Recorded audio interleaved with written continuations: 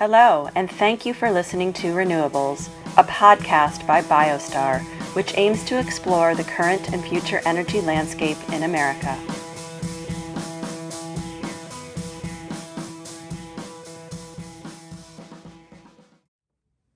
Hey everybody, welcome back to Renewables. We're super excited about this week's episode with Eli Sachs, the sales manager from Freepoint Energy Solutions.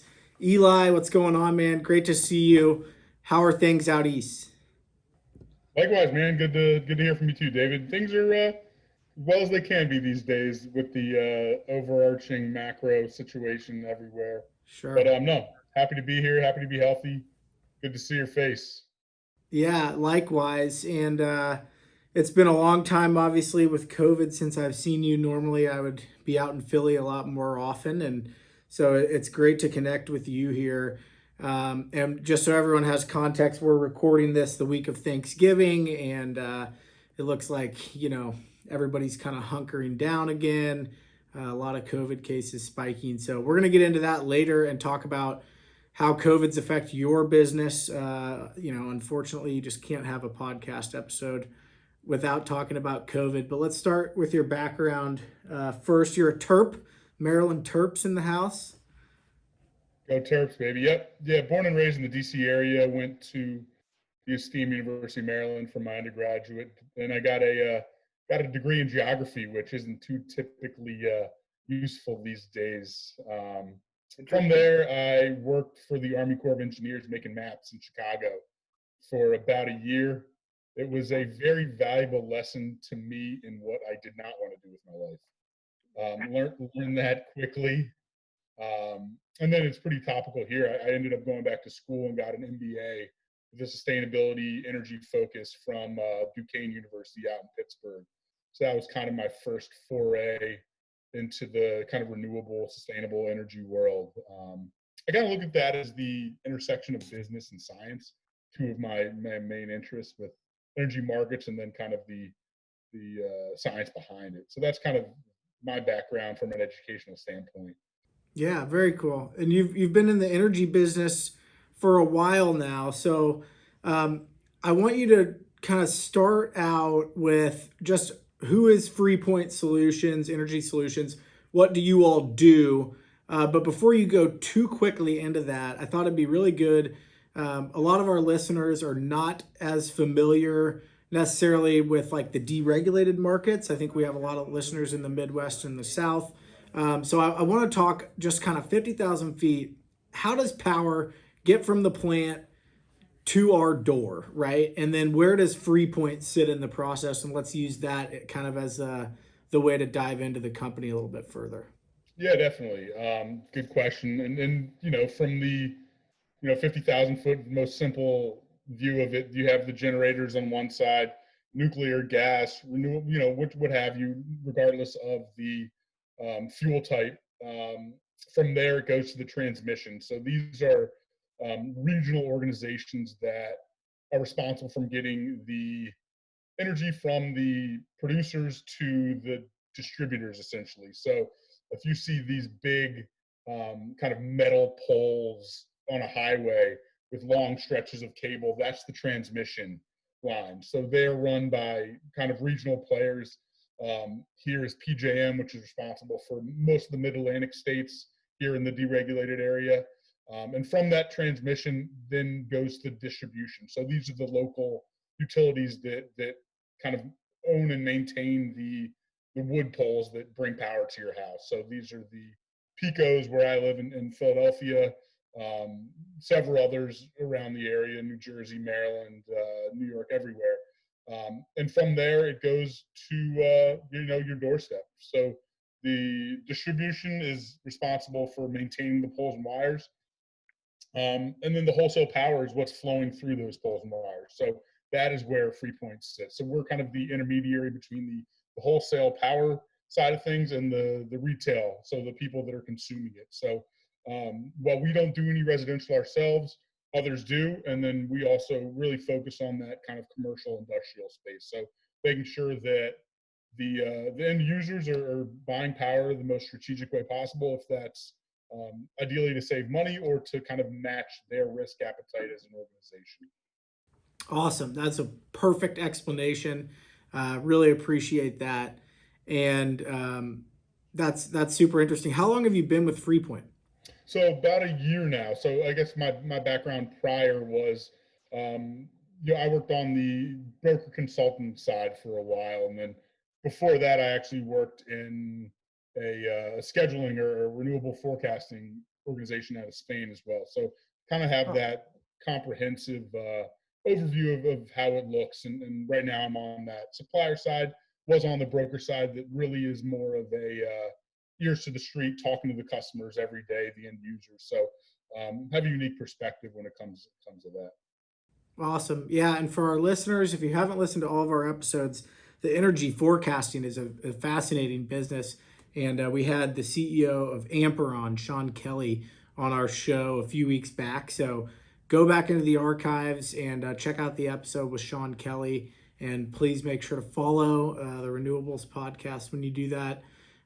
So Eli, regulated versus deregulated markets. I think this is another place where we could have a quick kind of educational. A lot of our listeners, this is going to be, Energy 101.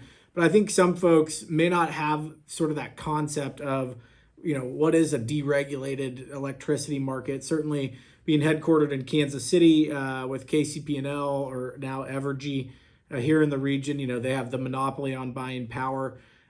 So tell us a little bit, because Freepoint only can do business in deregulated markets. Is that correct? That is correct. Freepoint Energy So Solutions, yeah.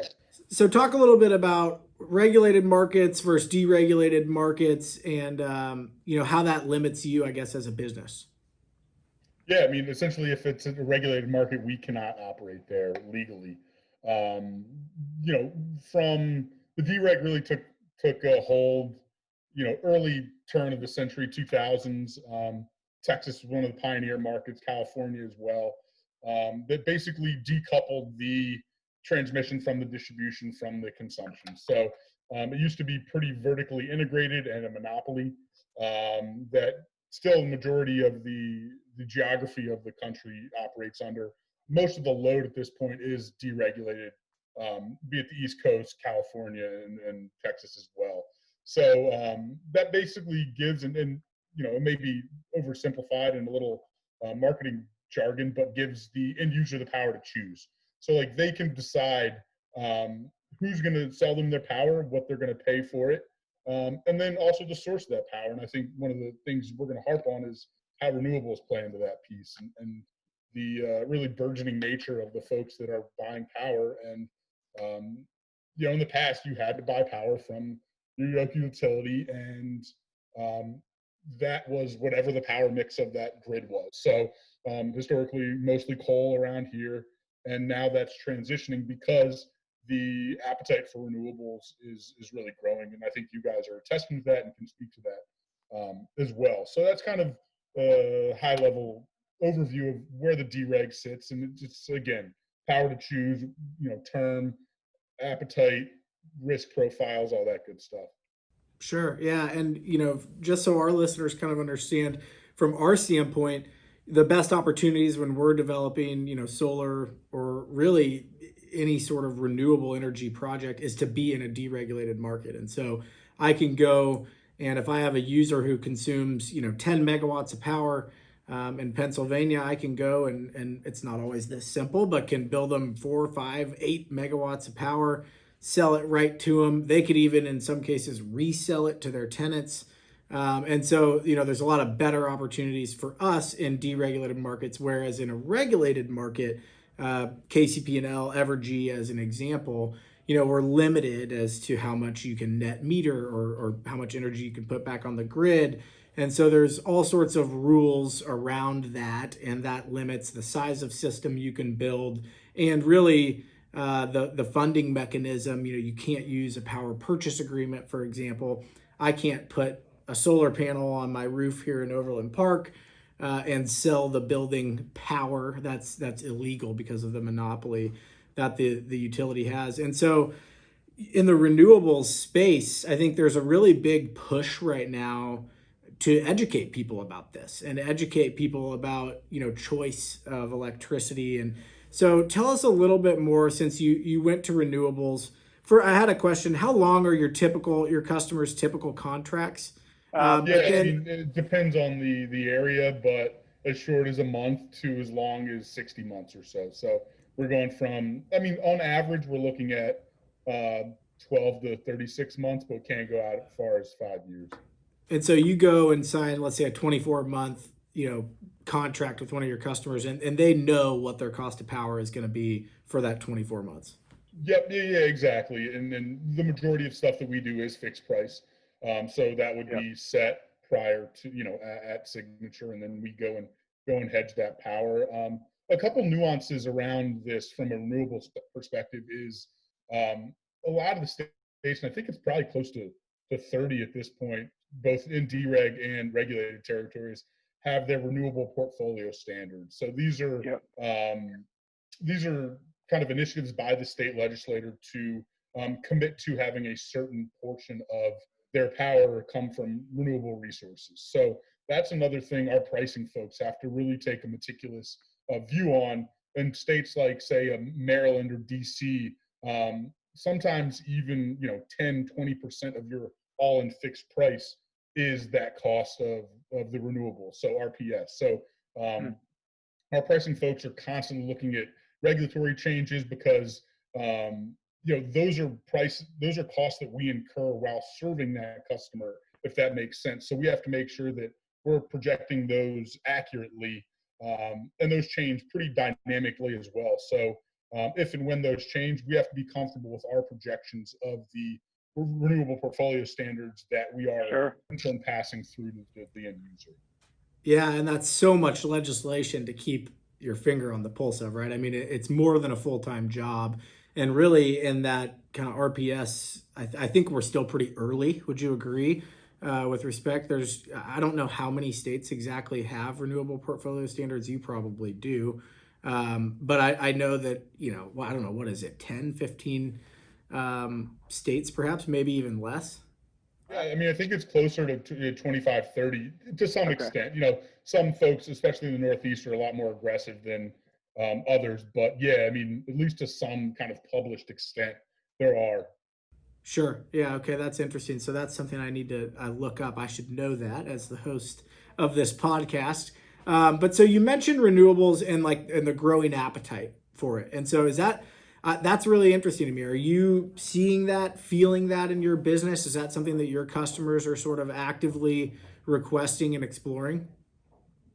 Yeah, it's funny. So we're getting that from both ends. So the RPS side from the kind of legislative bodies, the political powers that be, and then on the other side, the end customers. So I would say at least a quarter of the stuff that we look at, people are asking for RECs to be renewable energy credits to be included in their pricing.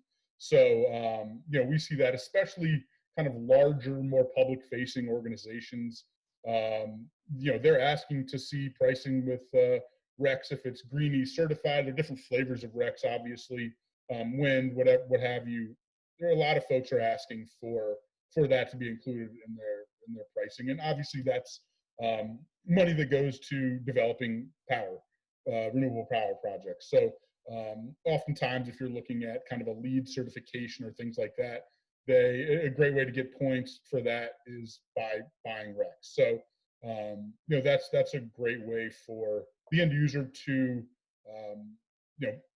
support renewable energy without throwing solar panels on their roof.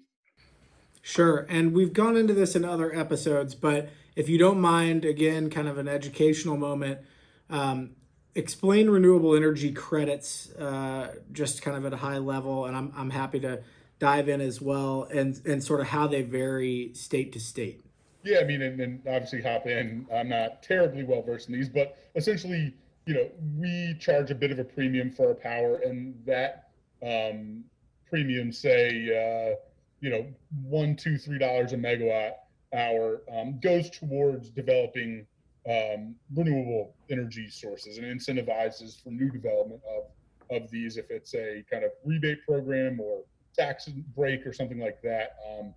kind of these funds are dedicated to that. Correct me if I'm wrong. Sure. Well, and so these renewable energy credits, are your customers then retiring them? Yes. Yep. So what happens is if I go and build a solar project, say in Pennsylvania, and there's a renewable energy credit market in Pennsylvania, pretty much any state that has a renewable portfolio standard has some sort of, most of them are SREC markets sort of attached with it. Okay. And so I go and I build a solar plant, and every kilowatt hour that I generate, or every segment of kilowatt hours that I generate, creates a renewable energy credit, and that credit can be sold onto a marketplace. So this is where we see, like in virtual PPAs, or sometimes there isn't even a PPA associated with it. I think in the episode with Mike Niemer, for our listeners, we talked about bundled versus unbundled credits and sort of the difference there. But basically, corporations, if they don't have room for the solar or they don't want to make that capital investment, they can go out to the free market and buy these renewable energy credits to offset their power consumption. So a lot of the big corporations that you see have already gone 100% renewable. They've done that mostly by going and buying these credits. Not to say that they haven't done their best to do on-site renewables, but for a lot of companies, for various reasons, it just doesn't make sense to build the power on site, at least quite yet, or perhaps they don't have the real estate or the land for it. So I'm glad you mentioned the renewable energy credits, and I'm glad we're able to elaborate on that, because it's certainly a very important part of our business. When we're going out to develop solar projects in particular, New Jersey, for example, has a 15-year SREC, State Renewable Energy Credit.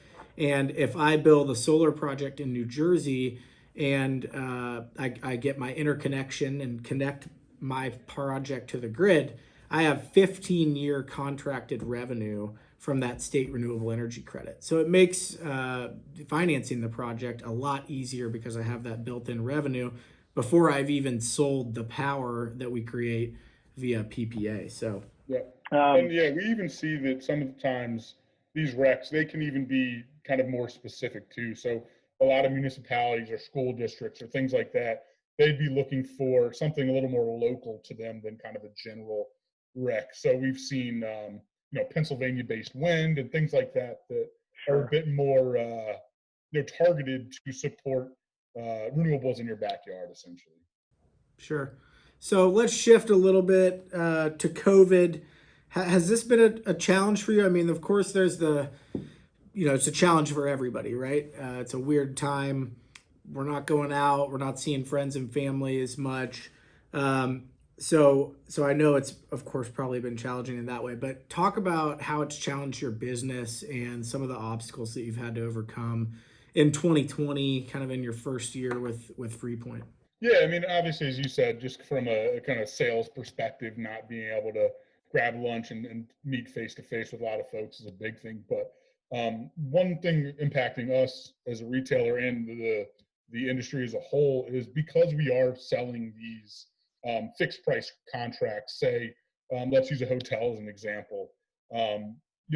We are forecasting what they're going to be consuming, 12, 24, 36 months into the future. So if we were to, contract a hotel last year, no one saw this coming, obviously, and we presume business as usual. When COVID happens and no one's traveling, the hotel's occupancy and energy consumption tangentially kind of plummet.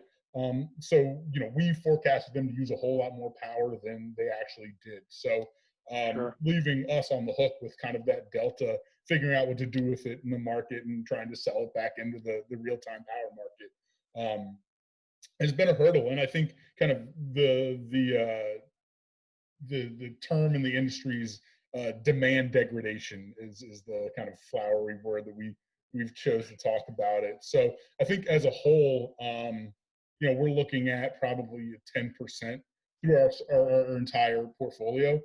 Obviously, like the hotels of the world or the restaurants are hit a lot harder than the manufacturers. But that's the biggest thing that we see, is that the forecasted loads that we've purchased, are being used a whole lot less than we anticipated. So Sure. again, that's affecting everyone across the industry. So it's not unique to Freepoint, but that's something that going forward, and then on top of that, now if we have to sign a contract today, we have to use our best judgment as how much longer are these restrictions going to be in place? How much longer is it going to be for the vaccine and kind of business approaches normalcy? So the pricing team and their forecasting ability is hugely important in us making money in the long term. Absolutely. So explain a little bit, because I think this is really interesting. What happens in these contracts where, again, take the hotel, you projected obviously that they were going to use more power than they did this year. What happens to that excess power that they didn't use, and who's on the hook for that? Yeah, I mean, we are on the hook for that. So say, we've bought 50% more power than they actually consumed because they signed that fixed price contract. We're honoring that price one way or another, regardless of the power they use. So we have to sell that into the real-time market. So that assumes a lot of risk for us. And we're pretty good, and we have our curves that we price things on. So we generally have a good understanding of where prices are, but because we bought a lot more than we need to retire, in essence, there's a lot more risk for that. And I think it's been tough for folks in the industry wide that are going through the same thing we are. But I think the folks that are coming out of the other side and keeping that in the back of their mind, they're going to be much better off from a business perspective going forward. Sure, absolutely. Eli, this has been a great conversation. Tell our followers how they can find you online. I don't know if you're on Twitter or how they can find the company online. I want to make sure they check that out. Where do we find you on social and on the internet? LinkedIn's the best place to find me, both for me personally and Freepoint as well. So check us out on LinkedIn. Should be a bit more active than I am, but all good stuff. And I appreciate you having us on. Absolutely. And I hope you'll share this with your LinkedIn followers. If this is your first time listening, please give the podcast a follow. We have a ton of great episodes already in the bank and a lot of episodes coming at you throughout the end of the year. We're going to be off for basically Thanksgiving and Christmas, but every Friday we release a new episode. Eli Sachs with sales manager at Freepoint Energy Solutions, Thank you so much for coming on the show. It's great to catch up, and we hope you'll come back. Definitely. Thanks, David. Really appreciate it. Thanks, Eli. Take care.